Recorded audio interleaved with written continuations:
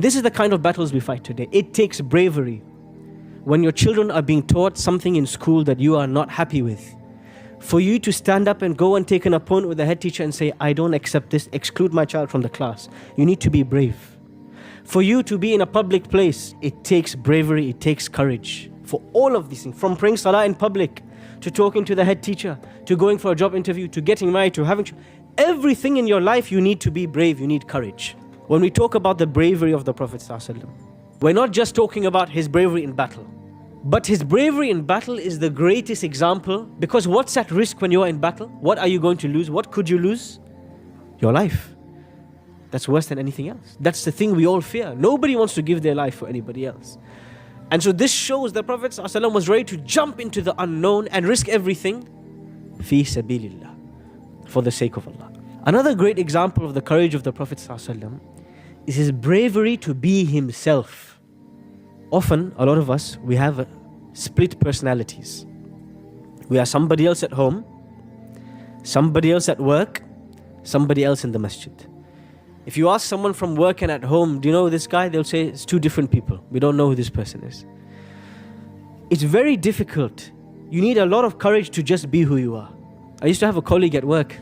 Every day at 12:30, he would tell the colleagues, I'm going for a walk. They think it's strange. Every time we go to eat food, this guy goes for a walk. Every day he goes for a walk. He comes back 25 minutes later. Rain, sun, snow. Ajib. I knew obviously he's going to pray salah.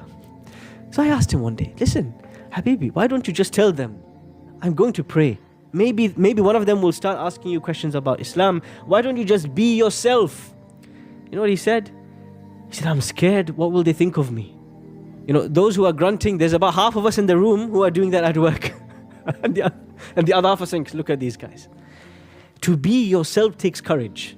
I remember the first time I came to the UK, I went to university in Nottingham, and a Muslim person came and introduced himself to me. He goes, hey, my name is Mo. My first time, right, in the UK. I'm thinking, what is wrong with this guy? He can see me. You know, I just prayed salah. I came. We saw each other in the prayer room. We saw each other in the mosque. He knows I'm a Muslim. Hey, my name is Mo. What's going on? I observed this man over time. I even remember in Ramadan, he would say, I'm not feeling hungry. Ah, miskin, mashallah. What a great diet he's on. And he would never reveal himself to those around him. Why? I'm scared. I'm fearful. What will happen if they know who I am? What's the consequence? Will they exclude me? Will they treat me differently? Will they look at me differently? Will I not get the same privileges I used to get? There is this fear. There is this uncertainty. It requires bravery and courage to stand up and say, this is who I am. In the Meccan period, for 13 years, there were a number of Muslims who were Muslims, but who kept their Islam secret. They did not have the courage and the strength to show it to everybody. But there were some Muslims who had the great courage to show who they were.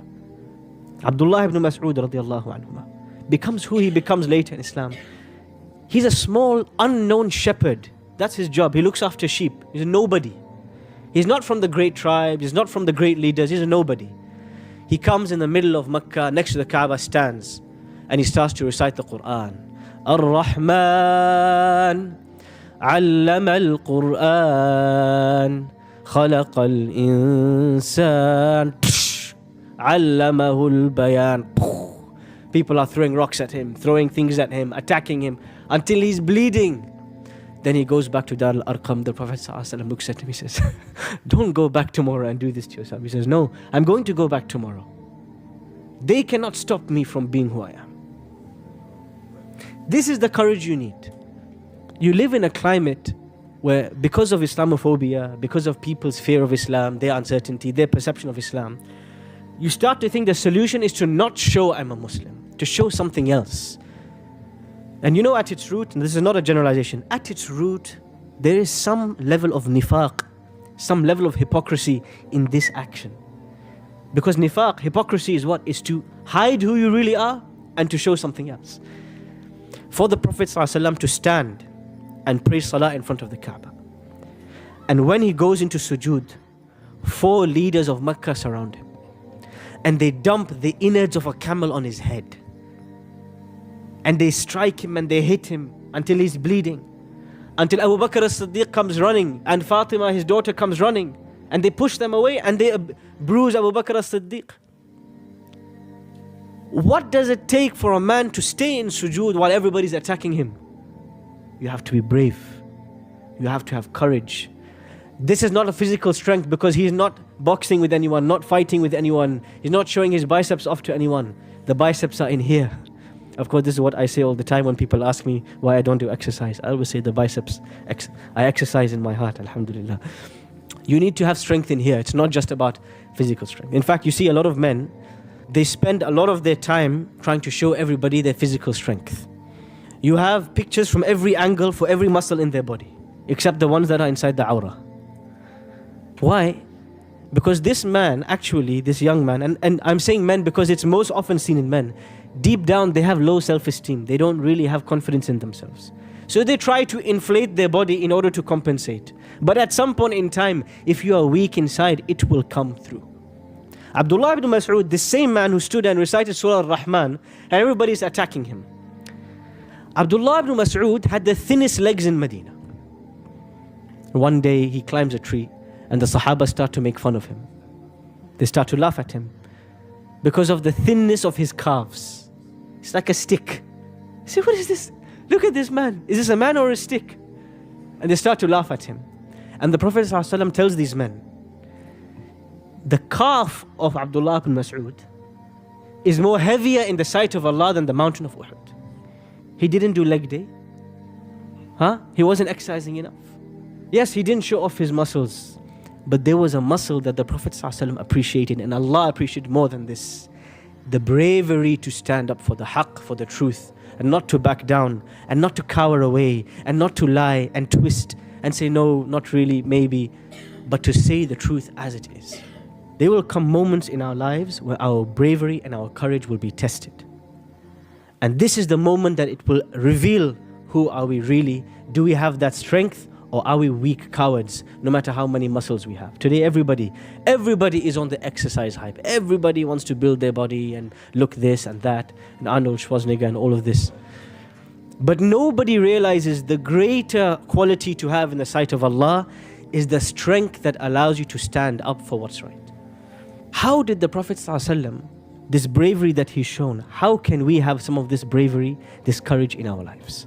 The first thing we have to appreciate, where did the Prophet ﷺ's courage and his bravery come from? Today, all of the psychology gurus, they said, believe in yourself. You can do it.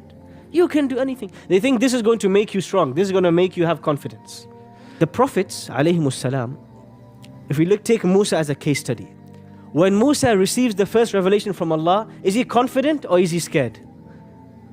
He's scared. He's standing in front of Allah, or rather he's standing in front of the burning bush. Allah subhanahu wa ta'ala is revealing to him, speaking to him. And what's his response? I'm scared, I'm scared, I'm scared, I'm scared, I'm terrified. In fact, when Allah subhanahu wa ta'ala turns the staff into a snake, what does Musa alayhi salam do? He runs. Is this a brave man? He's running away. وَلَّا مُدْبِرًا وَلَمْ يُعَقِّبْ. He didn't just run, he ran and he never turned around. What some young men do on the first night of marriage. Yes, they turn the opposite direction, they run and they never look back. No.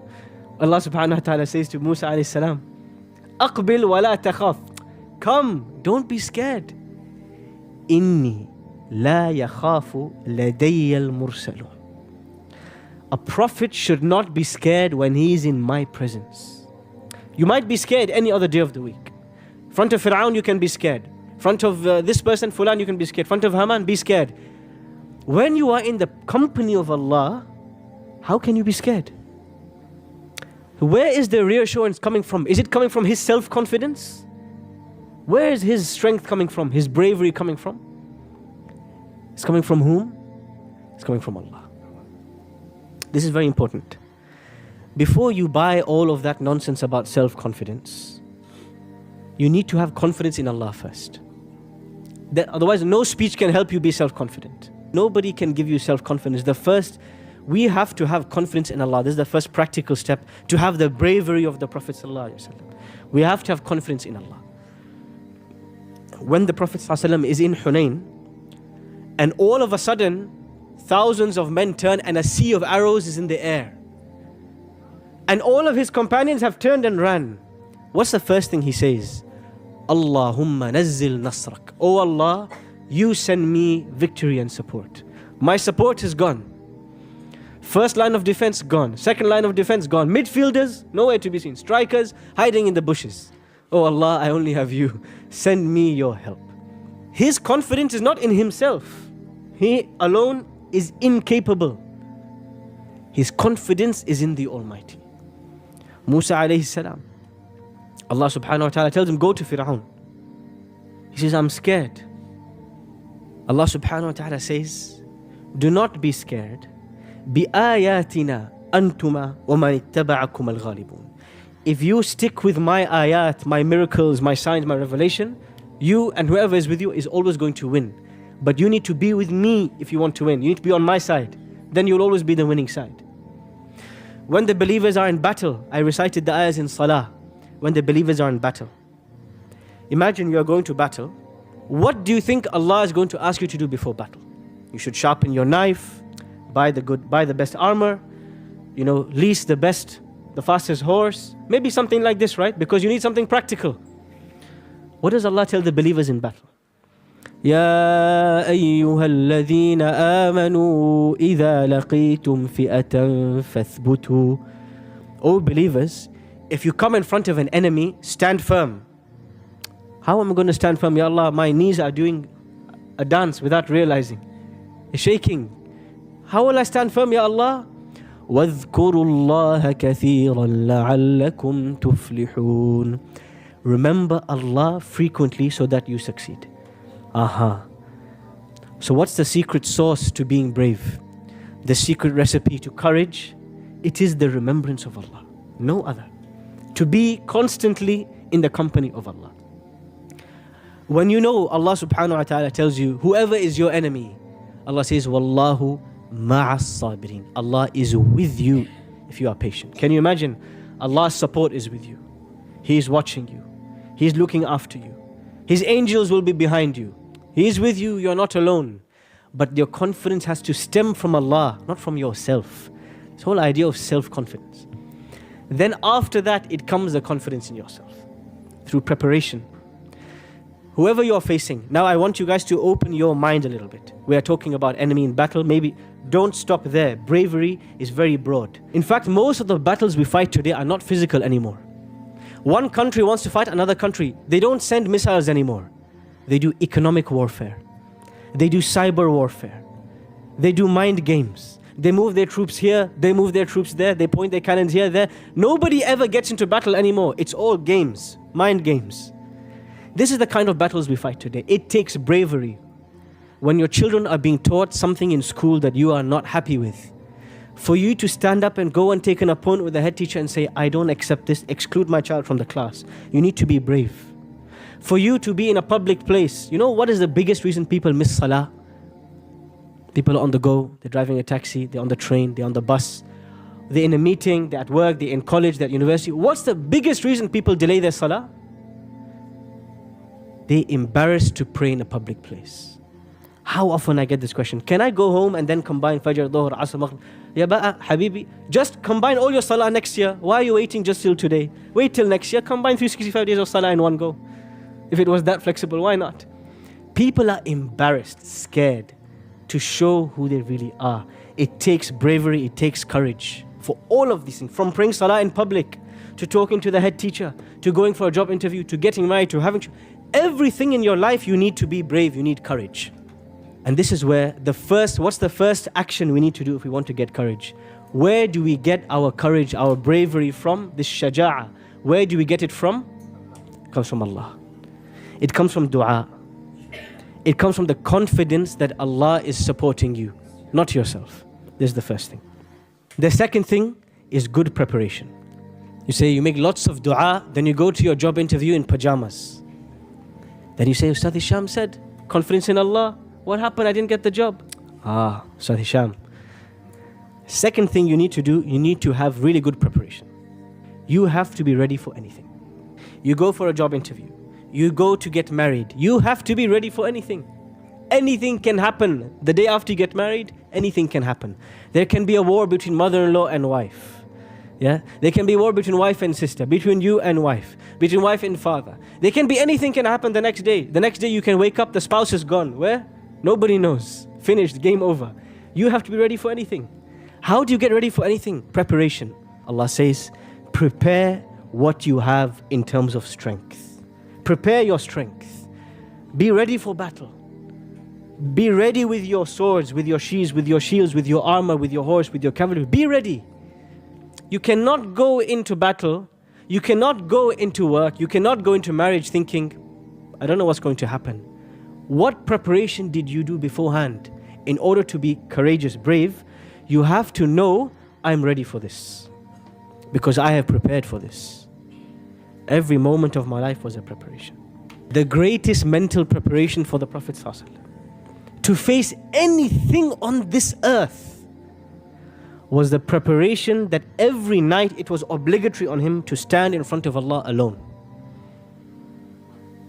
This companionship with Allah, this secret deed between him and Allah, this calling out in the darkness of the night, this recitation when nobody could hear.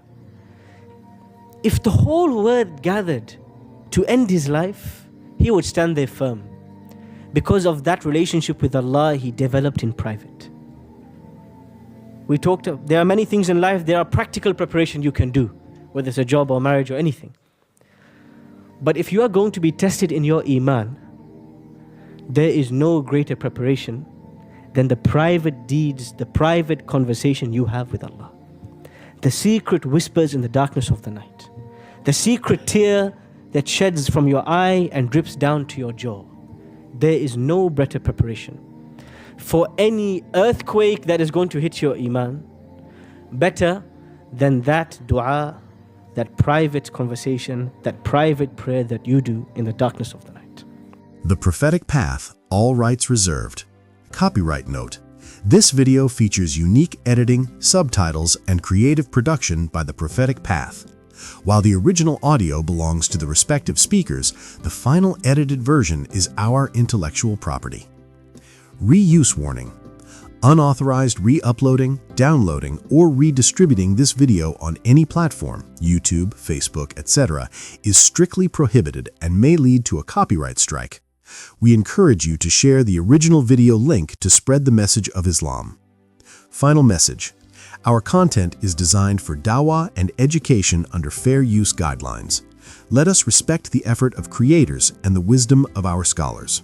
If you enjoyed this reminder, please subscribe and share the original link. Re-uploading our edited content is not permitted.